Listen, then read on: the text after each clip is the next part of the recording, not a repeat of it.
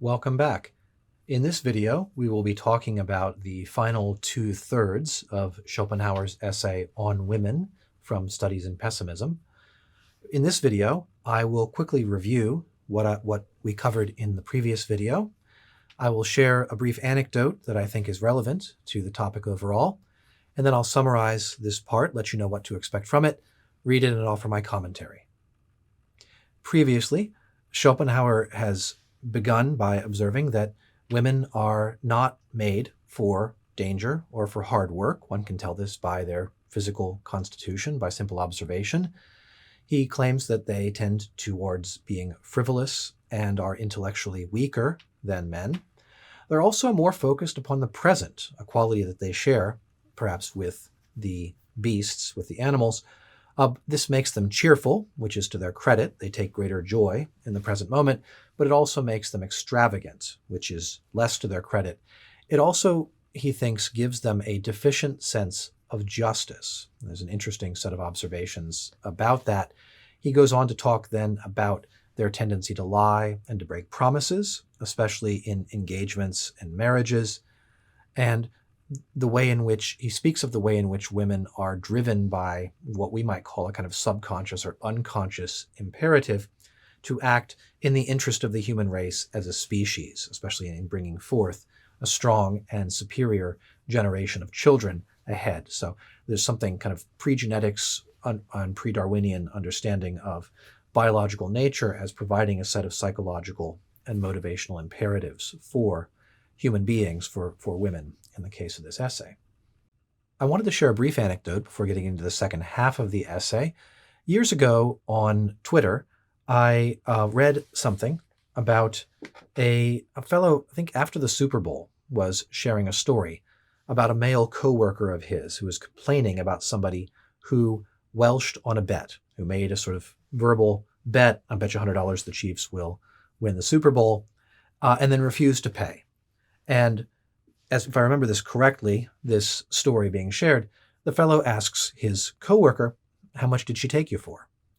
And the story that follows is that overwhelmingly it's the case, he says, that when a man is complaining about somebody refusing to pay a bet that was entered into on a casual basis, the welsher is much more often than not, a woman.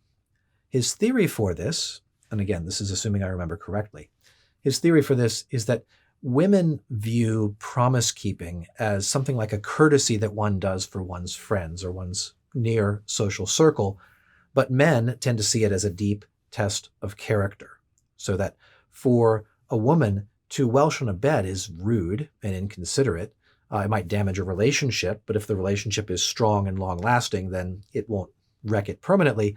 But for a man, to welsh on a bet, especially to refuse to pay a low-value casual bet that you entered into on the strength of your word, shows a serious character flaw. You might even say that if I'm a man and you refuse to pay a $20 bet that you made on the Super Bowl, that indicates to me that you're not a trustworthy person whatsoever. I wouldn't do business with you on the strength of knowing that about you, that you're the kind of man who would do that.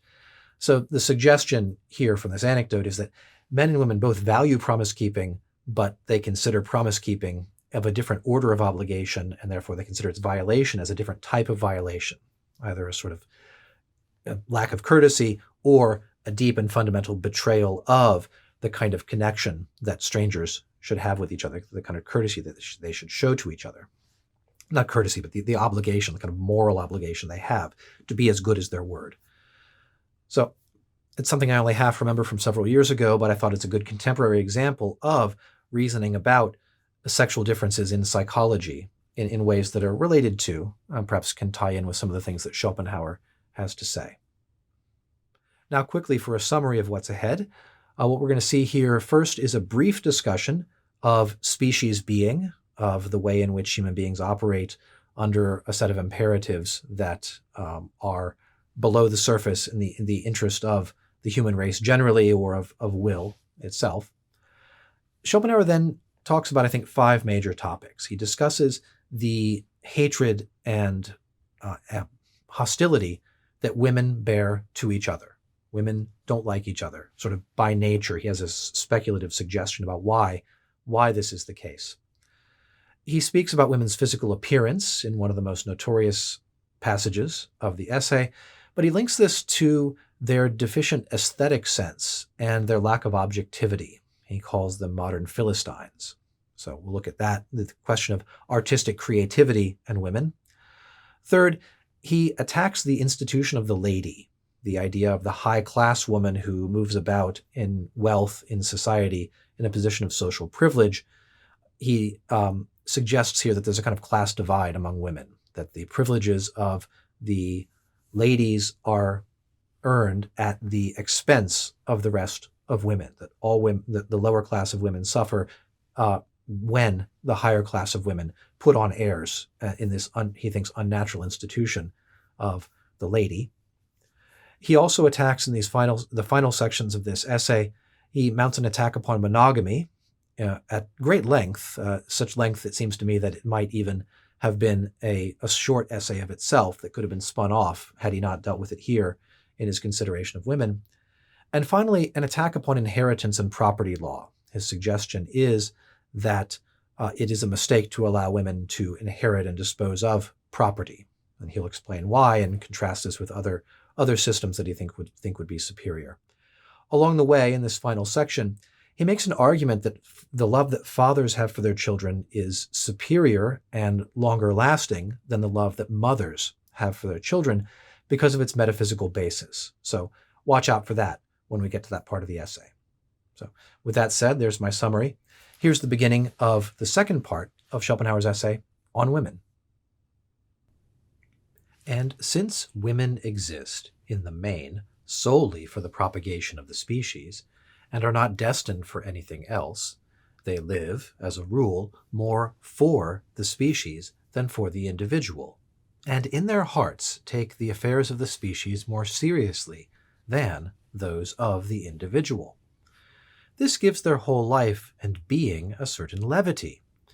The general bent of their character is in a direction fundamentally different from that of man, and it is this which produces that discord in married life which is so frequent and almost the normal state. I'll comment here briefly, first, that Schopenhauer was not himself married, so this is more of like a report of a common opinion about marital strife. And second, that this is following immediately after his footnote to chapter 44 of The World as Will on the metaphysics of sexual love. And in that chapter, he does observe that it is not only women who do the bidding of will or of the species being, this applies to men as well. And it applies to men both collectively in their attraction to women collectively and to individual men. The reason that this man is attracted to this woman may be because, in part, he's tall and she is short, and nature and will is trying to make a certain kind of match which will push the species forward.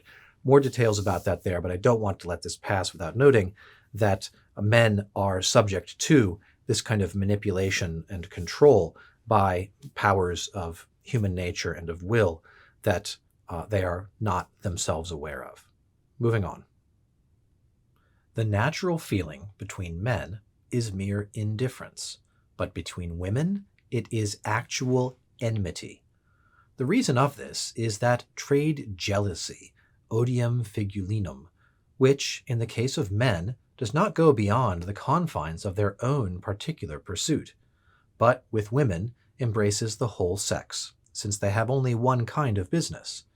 Even when they meet in the street, women look at one another like Guelphs and Ghibellines. And it is a patent fact that when two women make first acquaintance with each other, they behave with more constraint and dissimulation than two men would show in a like case, and hence it is that an exchange of compliments between two women is a much more ridiculous proceeding than between two men. Further, whilst a man will, as a general rule, always preserve a certain amount of consideration and humanity in speaking to others, even to those who are in a very inferior position, it is intolerable to see how proudly and disdainfully a fine lady will generally behave towards one who is in a lower social rank. I do not mean a woman who is in her service, whenever she speaks to her. The reason of this may be that with women, differences of rank are much more precarious than with us. Because while 100 considerations carry weight in our case, in theirs there is only one, namely, with which man they have found favor, as also that they stand in much nearer relations with one another than men do, in consequence of the one-sided nature of their calling. This makes them endeavor to lay stress upon differences of rank.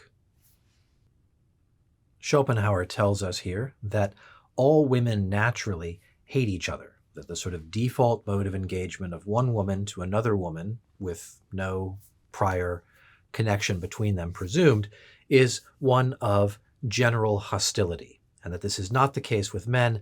Men tend to be more indifferent towards strangers, strange or unknown men, unless there's some personal cause or some different group loyalty involved. But sort of one random man, another random man, the relation between them is one of relative indifference, but there will be something more on the negative side of active hostility between one woman and any other randomly selected woman.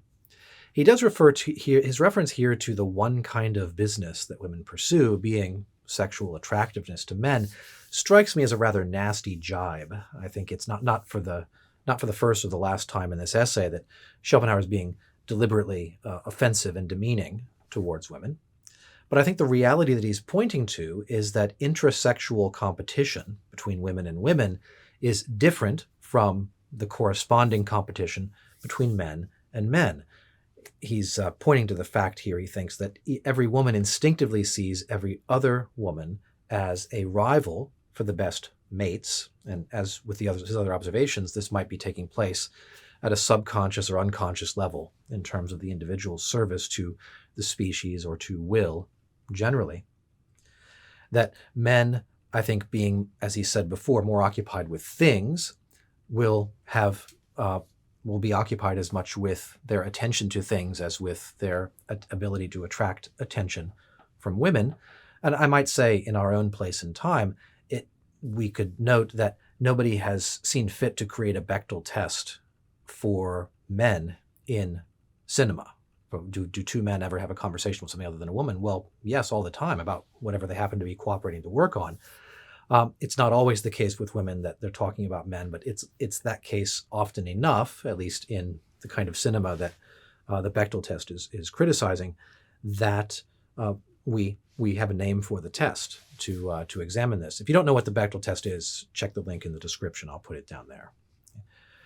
Schopenhauer goes on to observe that interactions between women are more formal and more insincere. They're sort of surrounded by a whole code of manners and caution, and that their compliments can turn poisonous very quickly. Suggests there's something ridiculous about them, but also it's because of this sincerity and this kind of native hostility of woman to woman that this is the case. So this is kind of an observation about feminine psychology in his own place and time, and perhaps feminine nature.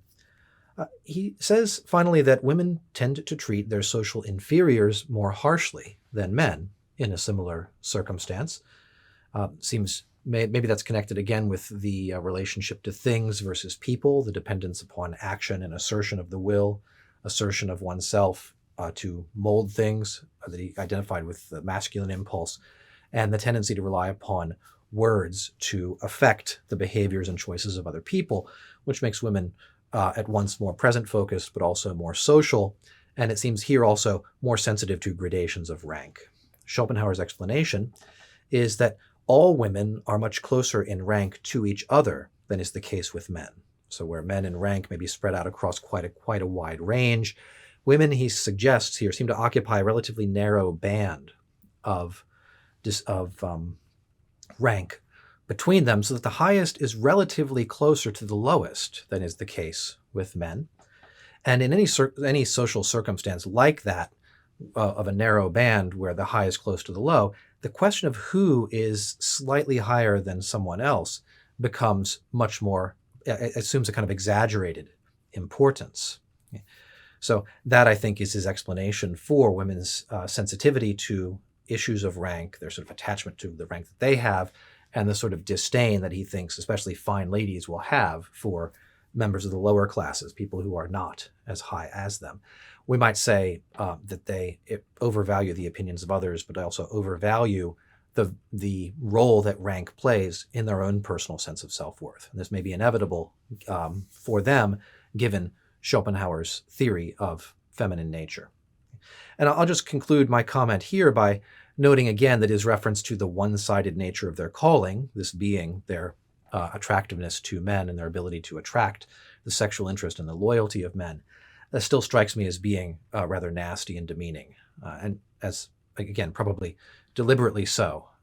This is Schopenhauer and using his style here to great effect. Let's take a look at the next section of the essay. It is only the man whose intellect is clouded by his sexual impulses that could give the name of the fair sex to that undersized, narrow-shouldered, broad-hipped, and short-legged race. For the whole beauty of the sex is bound up with this impulse. Instead of calling them beautiful, there would be more warrant for describing women as the unaesthetic sex.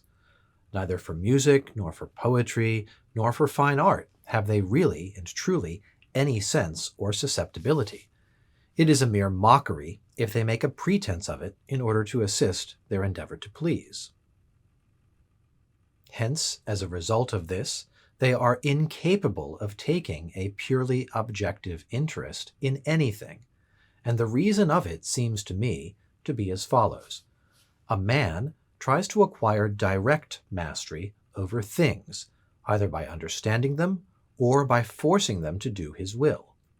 But a woman is always and everywhere reduced to obtaining this mastery indirectly, namely through a man, and whatever direct mastery she may have is entirely confined to him. And so it lies in woman's nature to look upon everything only as a means for conquering man, and if she takes an interest in anything else, it is simulated, a mere roundabout way of gaining her ends by coquetry and feigning what she does not feel. Hence, even Rousseau declared, women have, in general, no love for any art. They have no proper knowledge of any, and they have no genius. No one who sees at all below the surface can have failed to remark the same thing. You need only observe the kind of attention women bestow upon a concert, an opera, or a play. The childish simplicity, for example, with which they keep on chattering during the finest passages in the greatest masterpieces. If it is true that the Greeks excluded women from their theaters, they were quite right in what they did. At any rate, you would have been able to hear what was said upon the stage. In our day, besides, or in lieu of saying, let a woman keep silence in the church, it would be much to the point to say, let a woman keep silence in the theater. This might perhaps be put up on big letters on the curtain. And you cannot expect anything else of women if you consider that the most distinguished intellects among the whole sex have never managed to produce a single achievement in the fine arts that is really great, genuine, or original, or given to the world any work of permanent value in any sphere. This is most strikingly shown in regard to painting, where mastery of technique is at least as much within their power as within ours, and hence they are diligent in cultivating it. But still, they have not a single great painting to boast of, just because they are deficient in that objectivity of mind which is so directly indispensable in painting. They never get beyond a subjective point of view. It is quite in keeping with this that ordinary women have no real susceptibility for art at all, for nature proceeds in strict sequence, non facit saltum. And Huarte, in his Examen de Ingenios para las Ciencias, a book which has been famous for 300 years, denies women the possession of all the higher faculties. Translator's footnote. Juan Huarte practiced as a physician at Madrid. The work cited by Schopenhauer is known and has been translated into many languages. The case is not altered by particular and partial exceptions. Taken as a whole, women are and remain thoroughgoing philistines, and quite incurable. Hence, with that absurd arrangement which allows them to share the rank and title of their husbands, they are a constant stimulus to his ignoble ambitions. And further, it is just because they are Philistines that modern society, where they take the lead and set the tone, is in such a bad way. Napoleon's saying that women have no rank should be adopted as the right standpoint in determining their position in society, and as regards their other qualities, Chamfort makes this very true remark. They are made to trade with our own weaknesses and our follies, but not with our reason. The sympathies that exist between them and men are skin deep only, and do not touch the mind, or the feelings, or the character. Translator's note, see Counsels and Maxims, page 12, note. They form the sexus sequior, the second sex, inferior in every respect to the first. Their infirmities should be treated with consideration, but to show them great reverence is extremely ridiculous, and lowers us in their eyes. When nature made two divisions of the human race, she did not draw the line exactly through the middle. These divisions are polar and opposed to each other, it is true, but the difference between them is not qualitative merely. It is also quantitative. This section starts with what I think is the most notorious single line of this essay, which is Schopenhauer's attack upon women's physical attractiveness. He tells us that women are not objectively admirable or attractive, but are only so in light of the male sexual impulse, which governs our sight and our evaluation of them. Only somebody sort of driven mad by his biology would express any admiration for the feminine form, he says. This seems to me Schopenhauer really kind of hitting the ladies where it hurts. He takes this, though, to my mind, in a surprising direction next, because he doesn't go on to talk about physical appearance, but about women's aesthetic sensibility, or namely their lack of it. They're unaesthetic by their very nature. They lack they are weaker, he might say, in the human qualities which lead to the appreciation and creation of great art. They are unaesthetic. I think he means both in that sense and also in the sense of not being genuinely beautiful, or admirable examples of the human form.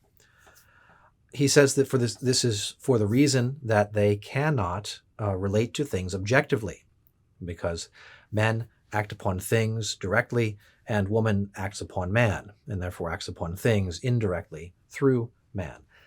As a generalization, I think we may need to consider the qualifications that requires, but we'll allow him his say for right now. His argument here seems to be that women, by their nature, see all things as a means to control or manipulate other people, men primarily. And my first instinct is that he may be right about this to some degree. There may be some basis of this in social reality, but that Schopenhauer may go too far in assigning this to be a fixed or immutable quality of women's nature. For a contemporary example of something like what Schopenhauer is discussing, you might consider the case of this rocket which took Katy Perry and a number of other celebrities up to the edge of space a short time ago in the spring of 2025. Some friends of mine have observed that this amounts to a kind of pale imitation of a genuine achievement that's been done by men. It looks like the kind of the distaff side junior league space travel, complete with medals for everyone and high praise and cheers about its significance, all out of proportion to its genuine worth and value. So perhaps there's something there that we could connect up with what Schopenhauer is telling us here. He goes on to talk about women talking at the theater, chattering and jabbering and disrupting the show. I think this sounds to me like Schopenhauer at his cranky old man best, complete with his suggestion that they should emblazon a warning to women to keep silent across the curtain before it opens up. He argues as well, or I should say even just plainly asserts, that there are no great female artists, especially painters, where there ought to be. We might consider whether that has changed since his death in 1860. Are there any genuinely great female artists whose work we would evaluate as being excellent on its own, not simply as the work of a female artist? His argument is this is because they lack this objectivity of mind. They take a subjective or present or self-focused view of things, and that this is, at the very best, a hindrance, and at the very worst, fatal to an attempt to create genuine art, which requires transcending yourself in a more profound way, I think he's suggesting. He quotes Juan Huarte here, or refers to Juan Huarte, a 16th century Spanish writer, and his work, The Examination of Men's Wits, which was an early attempt to link psychology to physiology, to the working of the body. Schopenhauer further says in this section that women by nature are philistines. They are focused upon practical advantage and disdainful of artistic and intellectual pursuits. It's by their very nature, this goes perhaps to the present focused idea, that they're not going to have a sense for high art or for the value of art, deficient in the aesthetic sense, both in creating and in appreciating art. Again, this seems like this is a question with an empirical side to it. Can we test this? Can we falsify or pile up evidence against this assertion? Not merely in terms of exceptions, but in terms of a general rule and observation about women and art, especially great art, truly transcendent art for the ages, we might say.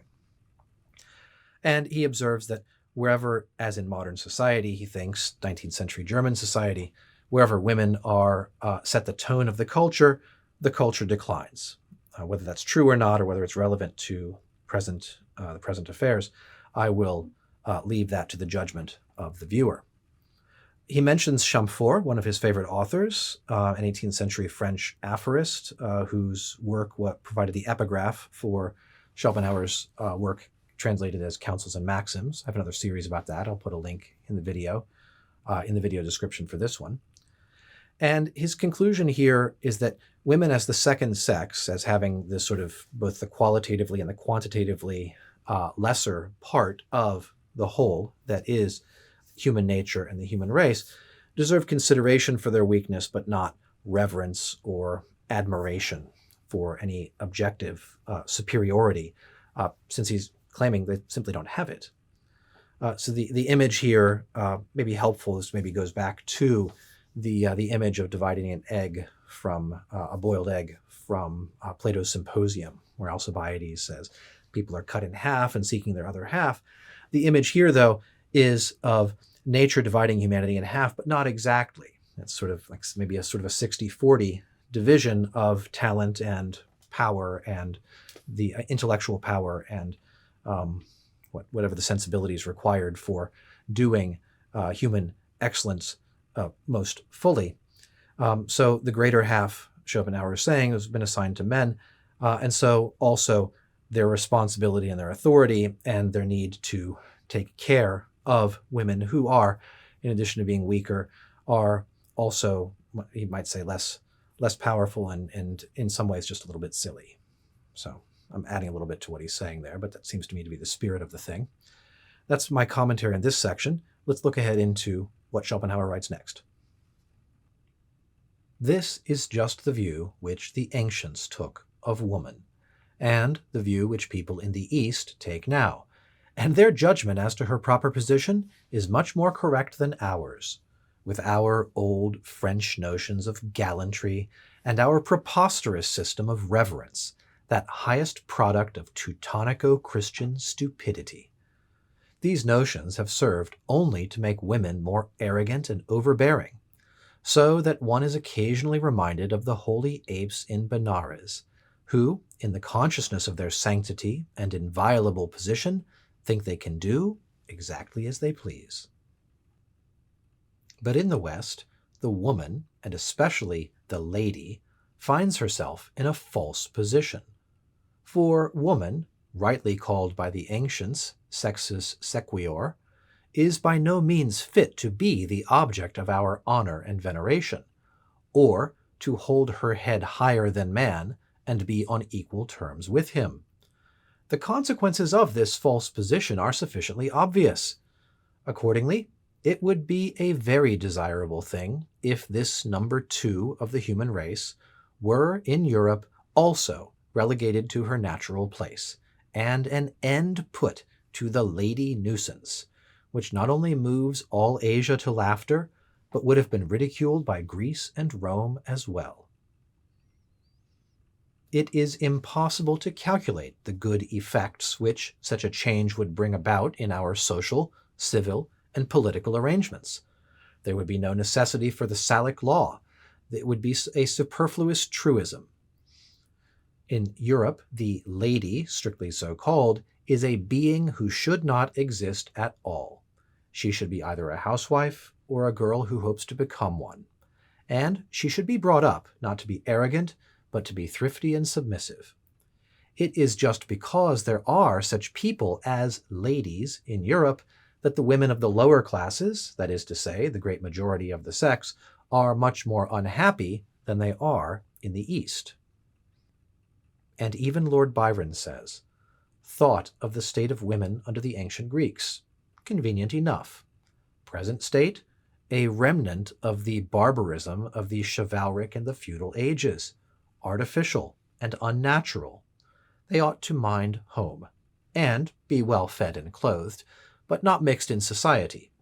Well educated, too, in religion, but to read neither poetry nor politics.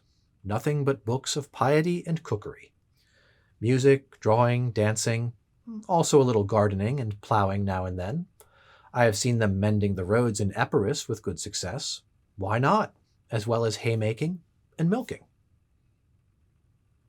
Schopenhauer begins this part with an observation that the ancient Europeans, the Greeks and the Romans, and the modern Asian cultures get women's social status right in comparison to his own place in time, who he thinks has it artificial and wrong. He makes an observation about the holy apes of Benares. This is a holy city in India. I presume there that the apes, the monkeys, are held in such reverence that they get up to all sorts of mischief and act up because they know from long experience that nobody will really do anything more than shoo them away. And his comparison here, I think, again, meant to be rather demeaning to women, to compare them to these kind of beasts in this way. This is his sustained attack upon the institution of the lady. The German word he uses is Dame. The lady, considered women of high social status and wealth, who are roughly equal to men. Schopenhauer thinks the entire institution is pernicious and should be abolished, and could be abolished to the great social benefit of society in general and of women in particular. He uses an interesting expression here, which Bailey Saunders translates as that Lady-Nuisance. I looked it up in the German. The German is Damenunwesen. This unpleasant business about the women, or connected with the women, is how I take that. This sort of annoying thing. The Salic law that he refers to here is an early medieval law that restricted property inheritance to men. But he's saying if we could abolish the social standing of women, there'd be no need to restrict them from inheriting. It simply would automatically happen along with that package. What's more interesting to me in this attack is Schopenhauer's suggestion, which he doesn't follow up very much yet, that because high-class ladies exist with their wealth and privilege, it is for that reason that lower-class women suffer. And this does seem to be something that might be applicable to our own place and time, our own social conflicts. The suggestion here is that the privileges of the elite have a corresponding depressing effect upon the happiness and the welfare of the many. And so there's a kind of a class element involved here, he thinks, in especially the privileges of the very highest level, the top 5%, top 15% perhaps, of women in society. He'll go on about that at great length in the sections ahead. And he finishes by quoting Lord Byron. He quotes him in English in his original text. Schopenhauer was fluent in English. I think I'll just observe here that I think Lord Byron, although quite famous as a poet and a writer, perhaps not the best authority to cite on the correct and appropriate treatment of women. But Schopenhauer obviously seeing in him an ally in his war against the Lady-Nuisance. Schopenhauer continues. The laws of marriage prevailing in Europe consider the woman as the equivalent of the man. Start, that is to say, from the wrong position. In our part of the world, where monogamy is the rule, to marry means to have one's rights and double one's duties. Now, when the laws gave women equal rights with man, they ought to have also endowed her with a masculine intellect. But the fact is that just in proportion as the honors and privileges which the laws accord to women exceed the amount which nature gives, is there a diminution in the number of women who really participate in these privileges. And all the remainder are deprived of their natural rights by just so much as is given to others over and above their share. For the institution of monogamy and the laws of marriage which it entails bestow upon the woman an unnatural position of privilege by considering her throughout as the full equivalent of the man, which is by no means the case. And, seeing this, men who are shrewd and prudent very often scruple to make so great a sacrifice and to acquiesce in so unfair an arrangement. Consequently, whilst among polygamous nations every woman is provided for, where monogamy prevails, the number of married women is limited, and there remains over a large number of women without stay or support, who, in the upper classes, vegetate as useless old maids, and in the lower succumb to hard work for which they are not suited, or else become filles de joie, whose life is as destitute of joy as it is of honor. But under the circumstances they become a necessity, and their position is openly recognized as serving the special end of warding off temptation from those women favored by fate who have found, or may hope to find, husbands. In London alone there are 80,000 prostitutes.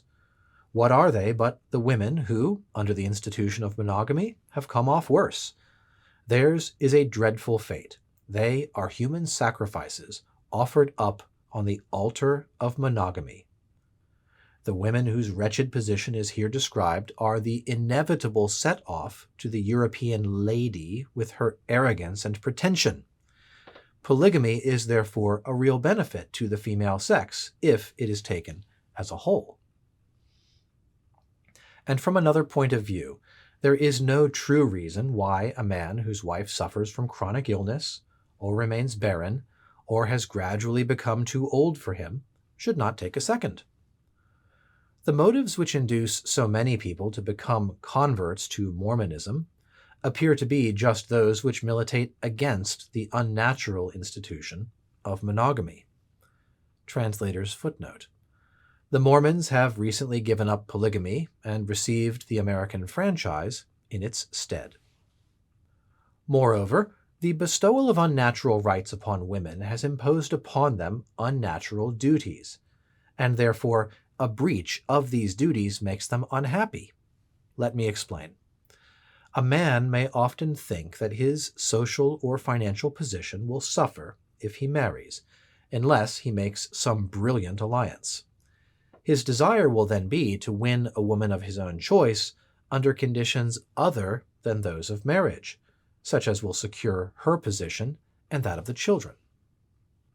However fair, reasonable, fit, and proper these conditions may be, and the woman consents by foregoing that undue amount of privilege which marriage alone can bestow, she to some extent loses her honor, because marriage is the basis of civic society, and she will lead an unhappy life, since human nature is so constituted that we pay attention to the opinion of other people which is out of all proportion to its value.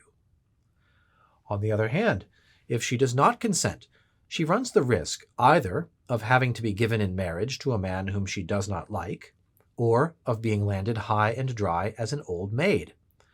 For the period during which she has a chance of being settled for life is very short. And in view of this aspect of the institution of monogamy, Thomasius's profoundly learned treatise, De Concubinatu, is well worth reading, for it shows that amongst all nations and in all ages, down to the Lutheran Reformation, concubinage was permitted, Nay, it was an institution which was, to a certain extent, actually recognized by law and attended with no dishonor. It was only the Lutheran Reformation that degraded it from this position.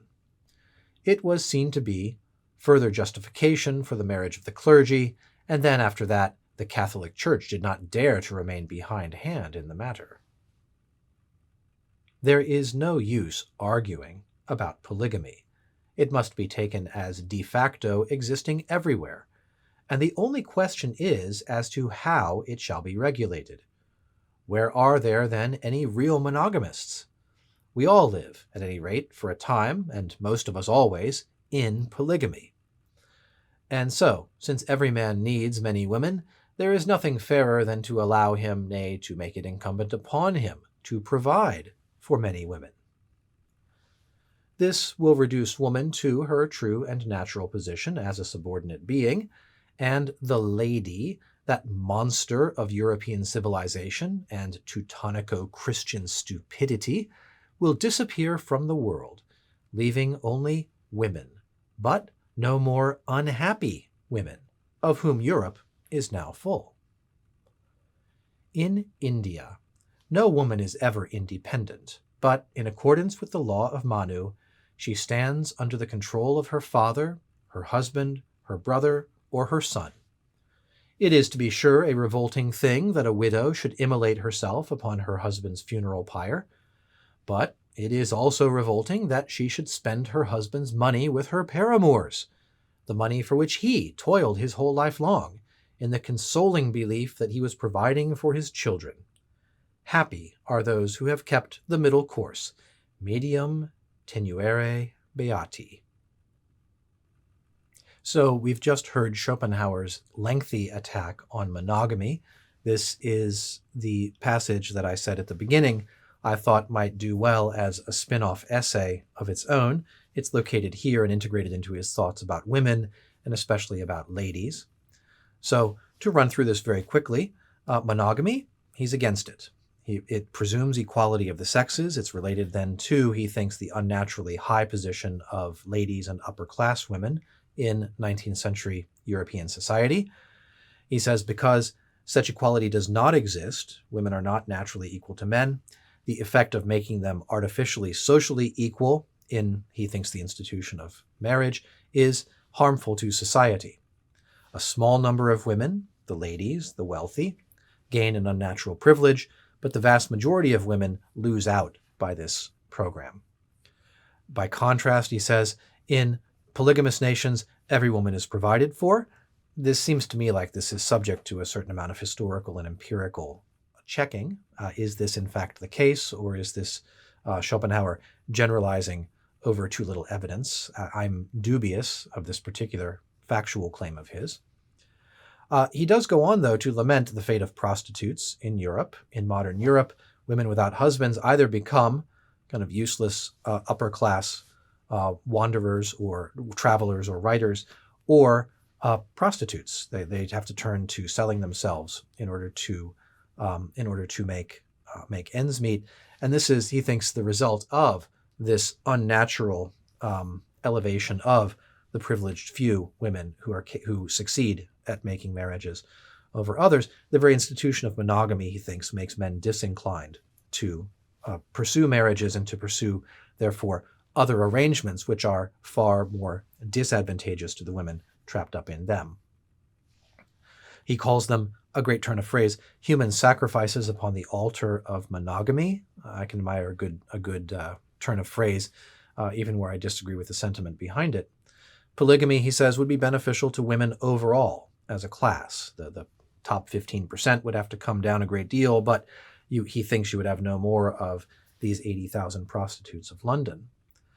He does have this suggestion that there has been this attraction of Mormonism. I don't know if this was the case or was simply a sort of urban myth of European society in the early and mid 19th century, that people were flocking to Mormonism because it allowed the holding of multiple wives.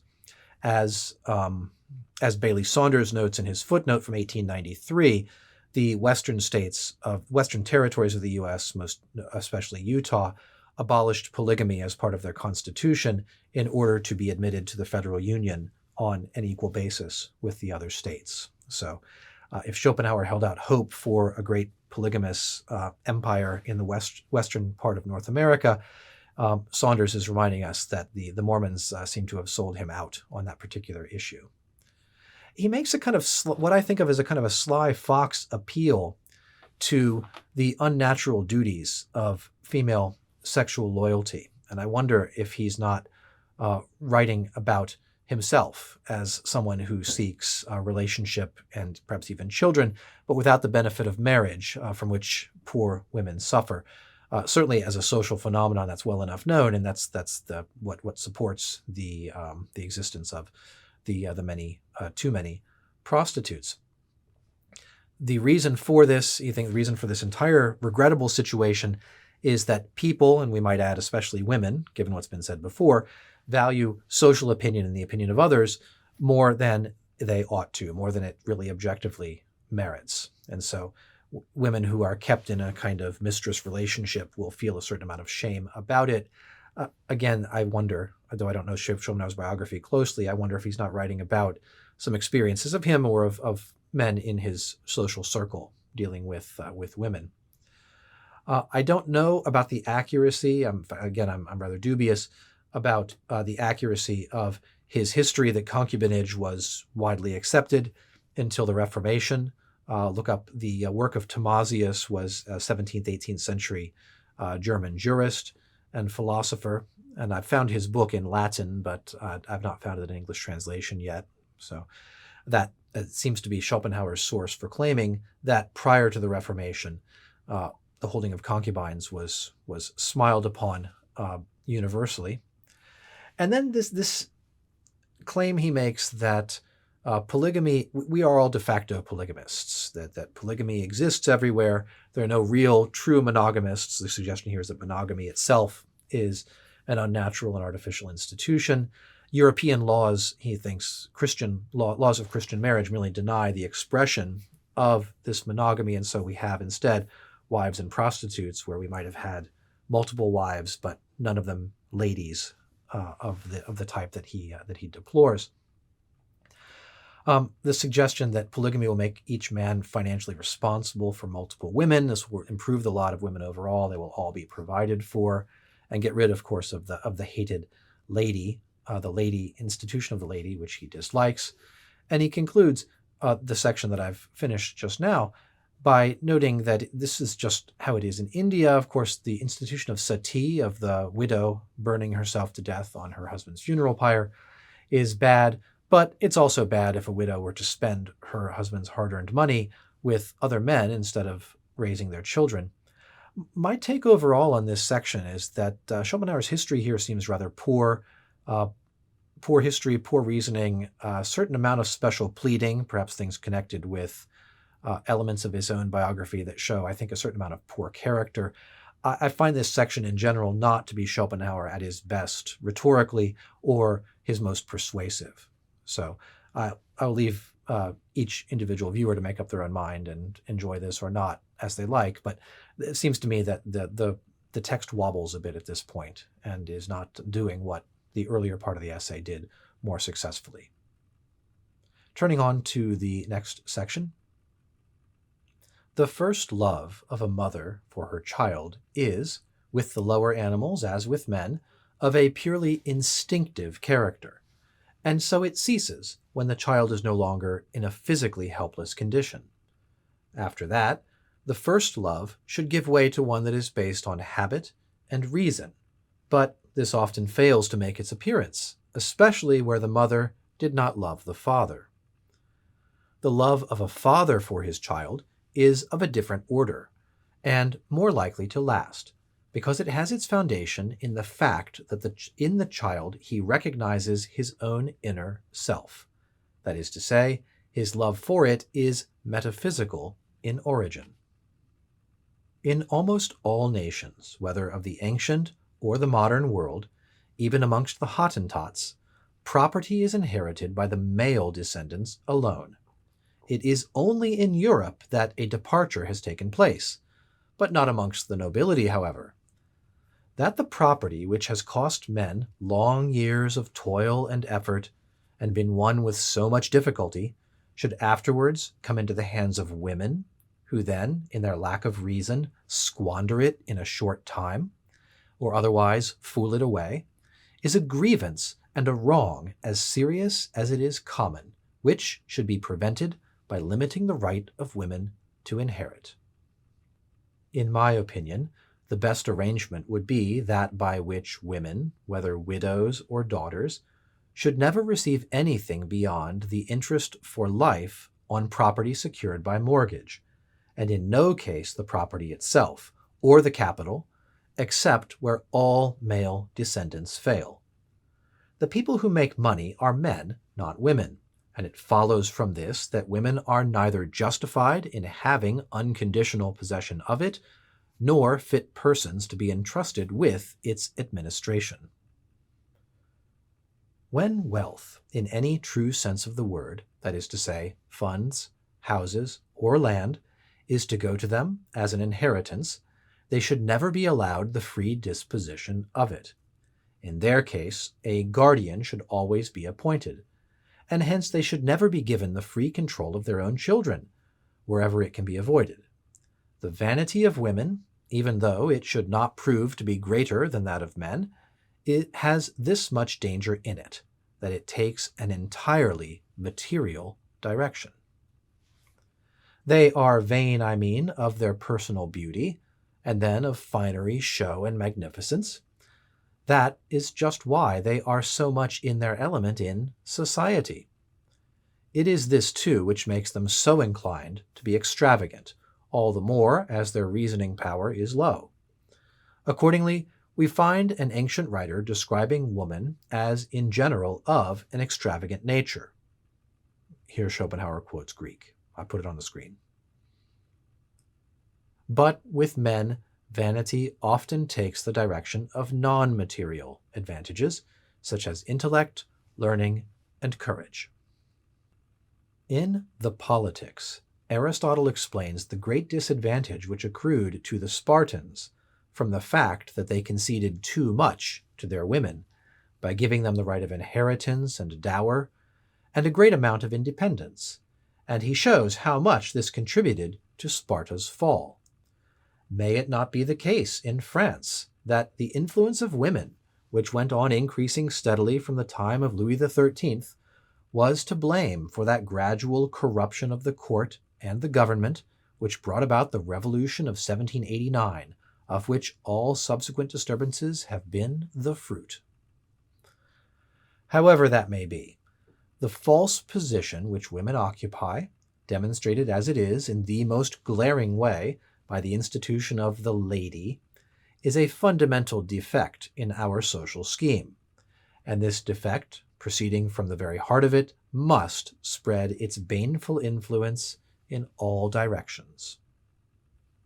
That woman is by nature meant to obey may be seen by the fact that every woman who is placed in the unnatural position of complete independence immediately attaches herself to some man, by whom she allows herself to be guided and ruled. It is because she needs a lord and master. If she is young, it will be a lover. If she is old, a priest. This passage is Schopenhauer's critique of property, especially the inheritance law in Europe. He begins it with an observation about the difference between mother love and father love. Mother love, he says, is natural, but is not always replaced by a genuine human love once we get past the instinctive affection for the small, defenseless child. Father love, he says, has a metaphysical basis because it involves the recognition of self in the child and the acceptance of that child, this sort of conscious decision to embrace it. This is an interesting contrast. I think that my take is that this, seems deficient in its account of the realities of mother love. I say this as a husband and father who's raised 4 children with my wife. I think that Schopenhauer has missed part of the picture here, And as intriguing as the suggestion of the difference between a natural psychological love and a love that's informed by a sort of deeper metaphysical identity, as intriguing as that difference is, I don't think it's going to map accurately onto reality, at least not to the reality that I am familiar with. He goes on to observe that all nations outside of modern Europe restrict inheritance to men, and that it is a European peculiarity to allow women to inherit property. His vision is of a legal system of property and inheritance in which women would receive a life interest only, but not be free to dispose of the property, because he says they will do so foolishly because they are selfish and present-focused, but also because he thinks they lack the intellectual power to see the true best disposition of the property.